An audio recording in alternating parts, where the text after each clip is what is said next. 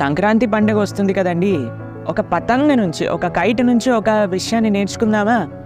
మనం ఎప్పుడైనా కైట్స్ ఎగరేసామనుకోండి, ఆ పతంగి ఇలా ఆకాశంలో దూరంగా ఎంతో ఎత్తున ఎగురుతూ ఉంటుంది.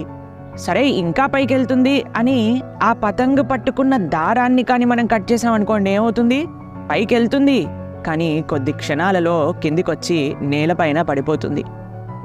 ఆ దారం ఏదైతే ఉంటుందండి, ఏదైతే దాన్ని నిలుపుతుందో ఆ ఉండకి, అదే ఆ పతంగికి స్టేబుల్గా ఎంతో చక్కగా గాల్లో ఎగిరే శక్తిని ఇస్తుందన్నమాట. అలానే మనం పైకి జీవితంలో ఎంతైనా వెళ్ళొచ్చండి, కానీ మన దారం ఒకళ్ళ చేతిలో ఉండాలి. అదే మన సంస్కృతి, మన సాంప్రదాయం, మన ధర్మం, మన శాస్త్రం, మన గురువులు.